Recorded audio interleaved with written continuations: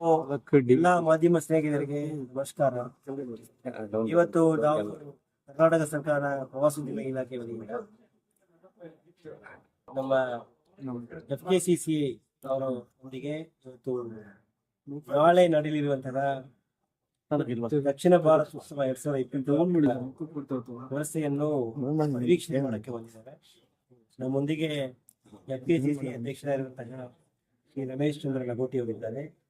ಮತ್ತೆ ಮುಂದೆ ಬರುವಂತಹ ಅಧ್ಯಕ್ಷರಾಗಿರುವಂತಹ ಶ್ರೀ ಬಾಲಕೃಷ್ಣ ಅವರಿದ್ದಾರೆ. ಮತ್ತೆ ಟೂರಿಸಂ ಕೌನ್ಸಿಲ್ ಅಧ್ಯಕ್ಷರಿರುವಂತಹ ಷಣ್ಮುಗನ್ ಅವರಿದ್ದಾರೆ. ಜೊತೆಗೆ ಉಪಾಧ್ಯಕ್ಷರಿರುವಂತಹ ಶ್ರೀ ಉಮಾರೆಡ್ಡಿ ಅವರಿದ್ದಾರೆ. ಈ ತರ ನಮ್ಮ ಇಲಾಖೆ ಎಲ್ಲ ಅಧಿಕಾರಿ ಸಿಬ್ಬಂದಿಗಳು ಕೂಡ ಇದ್ದಾರೆ. ಇಲ್ಲಿ ವಿವಿಧ ಏನು ಚಟುವಟಿಕೆ ನಡೆಯುತ್ತಾರೆ ಅದನ್ನು ವೀಕ್ಷಣೆ ಮಾಡಕ್ಕೆ ಬಂದಿದ್ದಾರೆ. ಈ ಒಂದು ಕಾರ್ಯಕ್ರಮ ದಕ್ಷಿಣ ಭಾರತ ಉತ್ಸವ 2024 ಏನು ಕಾರ್ಯಕ್ರಮ ಇದೆ, ಇದು ಪ್ರಥಮ ಬಾರಿ ದಕ್ಷಿಣ ಭಾರತದಲ್ಲಿ ಇಂತಹ ಒಂದು ದೊಡ್ಡ ಬೃಹತ್ ಒಂದು ಕಾರ್ಯಕ್ರಮ ಆಗ್ತಾ ಇದೆ. ಈ ಒಂದು ಕಾರ್ಯಕ್ರಮದ ಬಹಳ ಮುಖ್ಯ ಉದ್ದೇಶ ಏನಂದ್ರೆ, ಕರ್ನಾಟಕ ಸರ್ಕಾರ ಮತ್ತು FKCCI ಅವರು ಇಬ್ರು ಕೈ ಸೇರಿಸಿ ಈ ಒಂದು south Indian States 7 sisters of south, ನಮ್ಮ ದಕ್ಷಿಣ ಭಾರತದಲ್ಲಿ 7 ಪ್ರಮುಖ ಸ್ಟೇಟ್ಸ್ ಮತ್ತು ಯೂನಿಯನ್ ಟೆರಿಟರೀಸ್ ಇದೆ. ಆ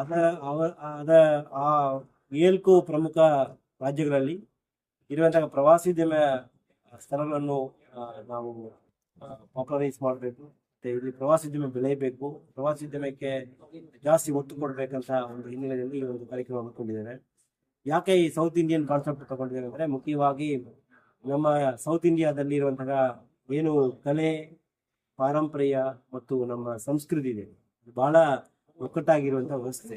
ಹಾಗಾಗಿ ನಮ್ಮಲ್ಲಿರುವಂತಹ ಭಾಷೆ ಇರ್ಬೋದು, ನಮ್ಮ ಸಂಸ್ಕೃತಿ ಇರ್ಬೋದು, ಊಟದ ವ್ಯವಸ್ಥೆ ಇರ್ಬೋದು, ನಮ್ಮ ಕಲ್ಚರ್ ಇರ್ಬೋದು, ನಮ್ಮ ಮಾನ್ಯುಮೆಂಟ್ಸ್ ಇರ್ಬೋದು, ಎಲ್ಲದರಲ್ಲಿ ಎಲ್ಲೋ ಒಂದು ಕಡೆ ಸೌತ್ ಇಂಡಿಯನ್ ಕಲ್ಚರ್ ರಿಫ್ಲೆಕ್ಟ್ ಆಗ್ತಾ ಇದೆ. ಹಾಗಾಗಿ ಪ್ರವಾಸೋದ್ಯಮಕ್ಕೆ ಏನು ಒಂದು ಪ್ಲಾಟ್ಫಾರ್ಮ್ ಮಾಡಿಕೊಡ್ಬೇಕಂತ ಹೇಳಿ ಈ ಒಂದು ಪ್ರಕ್ರಿಯೆಯನ್ನು ನಾವು ಕರ್ನಾಟಕ ಸರ್ಕಾರದಿಂದ ಪ್ರವಾಸೋದ್ಯಮ ಇಲಾಖೆ ವತಿಯಿಂದ ನಾವು ಇದನ್ನು ಪ್ರಾರಂಭ ಮಾಡಿದ್ದೇವೆ. ಸೊ ನಮ್ಮ FKCCI ಅವರು ಬಹಳಷ್ಟು ಶ್ರಮಿಸಿದ್ದಾರೆ. ಮುಖ್ಯವಾಗಿ ನಾವು ಈ ಒಂದು ಕಾರ್ಯಕ್ರಮಕ್ಕೆ ಪೂರ್ವಭಾವಿಯಾಗಿ ಪ್ರತಿಯೊಂದು ಸ್ಟೇಟಿಗೆ, ಸೌತ್ ಇಂಡಿಯನ್ ಸ್ಟೇಟ್ಸ್ಗೆ ಹೋಗಿ ಅಲ್ಲಿ ರೋಡ್ ಶೋ ಮಾಡಿದ್ದೇವೆ.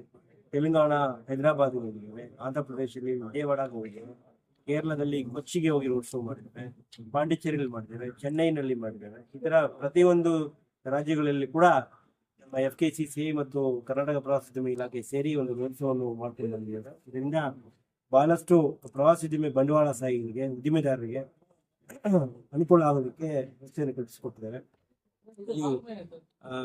ನಾಳೆ 15ನೇ ತಾರೀಕಿಗೆ ಕರ್ನಾಟಕ ಸರ್ಕಾರದ ಸನ್ಮಾನ್ಯ ಮುಖ್ಯಮಂತ್ರಿಗಳು ಶ್ರೀ ಸಿದ್ದರಾಮಯ್ಯ ಜಿ, ಸನ್ಮಾನ್ಯ ಉಪಮುಖ್ಯಮಂತ್ರಿಗಳು ಶ್ರೀ DK ಶಿವಕುಮಾರ್ ಜಿ, ಸನ್ಮಾನ್ಯ ಪ್ರವಾಸೋದ್ಯಮ ಸಚಿವರಾಗಿರುವಂತಹ ಶ್ರೀ HK ಪಾಟೀಲ್ ಜಿ, ಇವರು 3 ಜನರ ಒಂದು ಆಶೀರ್ವಾದದಿಂದ ಈ ಒಂದು ಕಾರ್ಯಕ್ರಮ ಉದ್ಘಾಟನೆ ಮಾಡಿದ್ದೇವೆ. ಇದರಲ್ಲಿ ಎಲ್ಲಾ ಸ್ಟೇಟ್, ವಿವಿಧ 7 ಸ್ಟೇಟ್ಸ್ ರೆಪ್ರೆಸೆಂಟೇಟಿವ್ಸ್, ಅಧಿಕಾರಿಗಳು, ಅಲ್ಲಿರುವಂತಹ ಉದ್ದಿಮೆದಾರರು ಎಲ್ಲರೂ ಕೂಡ ಭಾಗವಹಿಸ್ತಾ ಇದ್ದಾರೆ. ಇದು ದೊಡ್ಡ ಮಟ್ಟದ ಕಾರ್ಯಕ್ರಮ. ನಮ್ಮ ಫಸ್ಟ್ ಎಕ್ಸ್ಪೆರಿಮೆಂಟ್ ಸೌತ್ ಅಂತ ಕರೀಬಹುದು ನಾವು. ಹಾಗಾಗಿ ಈ ಒಂದು ಕಾರ್ಯಕ್ರಮ ಒಂದು ದೊಡ್ಡ ಮಟ್ಟದಲ್ಲಿ ಸೌತ್ ಇಂಡಿಯಾದಲ್ಲಿ ಪ್ರವಾಸೋದ್ಯಮ ಬೆಳೆಯಲಿಕ್ಕೆ ಅನುವು ಮಾಡಿಕೊಂಡಿದೆ. ಈ ಒಂದು ಕಾರ್ಯಕ್ರಮದಲ್ಲಿ ಭಾಗವಹಿಸಿದ ಎಲ್ಲರಿಗೂ ಕೂಡ ನಾನು ಸ್ವಾಗತ ಬಯಸ್ತೀನಿ. ಮುಖ್ಯವಾಗಿ ಈ ಒಂದು ಕಾರ್ಯಕ್ರಮದಲ್ಲಿ ನಾವು ಸೌತ್ ಇಂಡಿಯನ್ ಸ್ಟೇಟ್ಸ್ ಎಲ್ಲ ಪ್ರಾಪರ್ಟೀಸು, ಅಂದರೆ ಅವರ ಟೂರಿಸಂ ಸೈಟ್ಸ್, ಡೆಸ್ಟಿನೇಷನ್ ಪ್ರಮೋಟ್ ಮಾಡೋದಕ್ಕೆ 80 ಸ್ಟಾಲ್ಸ್ಗಳನ್ನು ಮಾಡಿದ್ದೇವೆ. ಜೊತೆಗೆ 7 ಸ್ಟೇಟ್ಸ್ ಇಂದ ಪೆವಿಲಿಯನ್ಸ್ ಮಾಡಿದೆ. ಪೆವಿಲಿಯನ್ ಅಂದ್ರೆ ಆ ಸ್ಟೇಟ್ ಇರುವಂತಹ ಪ್ರವಾಸೋದ್ಯಮ ಪಾಲಿಸಿ ಬಗ್ಗೆ, ಪ್ರವಾಸೋದ್ಯಮ ಸ್ಥಳಗಳ ಬಗ್ಗೆ ಯಾವ ತರ ಪ್ರೋತ್ಸಾಹ ಕೊಡ್ತಾ ಇದ್ದಾರೆ, ಜನರಿಗೆ ತಿಳುವಳಿಕೆ ಕೊಡೋದಕ್ಕಾಗಿ ಪೆವಿಲಿಯನ್ಸ್ ಮಾಡಿದ್ದೇವೆ. ಜೊತೆಗೆ ಸೌತ್ ಇಂಡಿಯನ್ ಫುಡ್ಸ್ ಡೆಮಾನ್ಸ್ಟ್ರೇಟ್ ಮಾಡೋಕ್ಕೆ ಫುಡ್ ಮೇಳ ಮಾಡ್ತಾ ಇದ್ದೀವಿ. ಜೊತೆಗೆ ಇಲ್ಲಿ south Indian cultural activities promote ಮಾಡೋಕ್ಕೆ ನಾಳೆ ಸಂಜೆ 15ನೇ ತಾರೀಕು ಸಂಜೆಗೆ 6:30ಗೆ ನಾವು ಕಲ್ಚರಲ್ ಪ್ರಮೋಷನ್ಸ್ ಮಾಡೋಕ್ಕೆ ಮಾಡ್ಕೊಳ್ತಿದ್ದೀವಿ.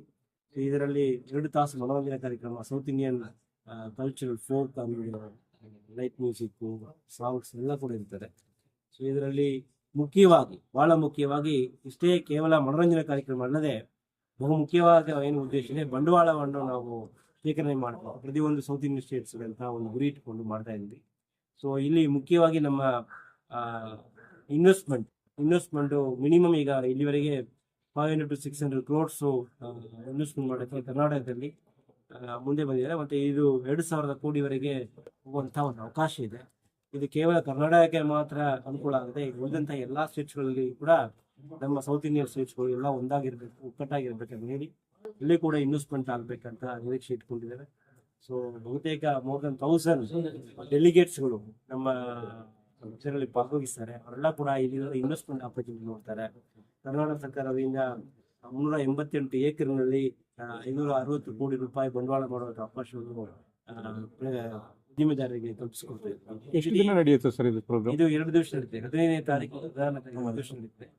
ಈ ಕಾರ್ಯಕ್ರಮಕ್ಕೆ ಎಲ್ಲರನ್ನೂ ಕೂಡ ಸ್ವಾಗತಿಸ್ತೀವಿ.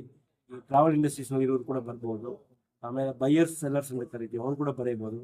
ಕೇವಲ ಕನ್ನಡದಲ್ಲಿ ಇರುವವರು ಮಾತ್ರ ಅಲ್ಲ, south Indian States, north Indian States ಇರೋರು ಕೂಡ ಸೌತ್ ಇಂಡಿಯಾದಲ್ಲಿ ಯಾರು ಟೂರಿಸಂ ಪ್ಯಾಕೇಜ್ ಆಪರೇಟ್ ಮಾಡಬೇಕು ಅಂತ ಅನ್ಕೊಳ್ತಿದ್ದಾರೆ, ಅವ್ರಿಗೆ ಕೂಡ ಇದು ಒಂದು ಒಳ್ಳೆಯ ವೇದಿಕೆ ಆಗುತ್ತೆ. ಹಾಗಾಗಿ ಟೂರಿಸಂ ಒಟ್ಟಾರೆ ಈ ಒಂದು ವ್ಯವಸ್ಥೆ ಹೊಸ ಪ್ರಯತ್ನ.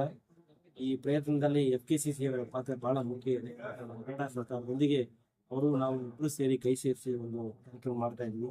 ಸೊ ಒಟ್ಟಿನಲ್ಲಿ ಈ ಕಾರ್ಯಕ್ರಮ ಸಫಲೀಕರಣ ಆಗುತ್ತೆ, ಸಫಲ ಆಗುತ್ತೆ ಅಂತ ಹೇಳಿ ಈ ಸಂದರ್ಭದಲ್ಲಿ ಯಶಸ್ವಿ ಆಗಲಿ ಅಂತ ಭಾವಿಸ್ತೀನಿ. ನಮ್ಮೆಲ್ಲರ ಸಹಕಾರವನ್ನು ತೋರ್ಬೋದು. ಮಾಧ್ಯಮ ಸ್ನೇಹಿತರು ಕೂಡ ಇದು ಬಹಳ ಮುಖ್ಯ ಪಾತ್ರ ವಹಿಸ್ತೀರಾ. ಸೊ ನಾವು ಬೇರೆ ಬೇರೆ ರಾಜ್ಯಗಳಿಗೆ ಹೋದಾಗ ದೊಡ್ಡ ಮಟ್ಟದಲ್ಲಿ ಇರುವಂಥ ಸ್ಥಳೀಯ ಮಾಧ್ಯಮದವರು ಬಹಳ ಸಹಕಾರ ಕೊಟ್ಟಿದ್ದಾರೆ. ಇಲ್ಲಿ ನಮ್ಮ ಕರ್ನಾಟಕ ರಾಜ್ಯದ ಮಾಧ್ಯಮದವರಿಗೆ ಮತ್ತು ನ್ಯಾಷನಲ್ ಲೆವೆಲ್ ಮೀಡಿಯಾದವರಿಗೆ ಈ ಒಂದು ಏನು ಸೌತ್ ಇಂಡಿಯನ್ ಸ್ಟೇಟ್ಸ್ ಒಕ್ಕೂಟ ಇದೆ, ದಕ್ಷಿಣ ಭಾರತ ಉತ್ಸವ ಏನು ಪ್ರವಾಸೋದ್ಯಮ ಬೆಳವಣಿಗೆ ಮಾಡ್ತಾ ಇದೆ, ಅದಕ್ಕೆ ಸಾಕಷ್ಟು ಸಹಕಾರ ಕೊಡಬೇಕು ಈ ಸಂದರ್ಭದಲ್ಲಿ ಕೋರ್ಕೊಳ್ತೀವಿ. 3ವರೆಗೆ ವ್ಯಾಲಿಡಿಟಿ ಫಂಕ್ಷನ್, ಅದಕ್ಕೆ ಈ ರಾಜ್ಯದ ರಾಜ್ಯಪಾಲರು ಬರ್ತಿದ್ದಾರೆ. ಹಾಗಾಗಿ ಒಟ್ಟಲ್ಲಿ ಈ ಕಾರ್ಯಕ್ರಮ ಬಹಳ ವ್ಯವಸ್ಥಿತವಾಗಿ ನಡೆದಿದೆ.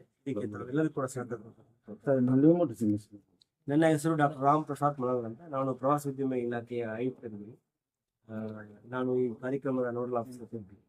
ನಮ್ಮ ನಿನ್ನೆ ನಮ್ಮ ಪ್ರವಾಸೋದ್ಯಮ ಸಚಿವರು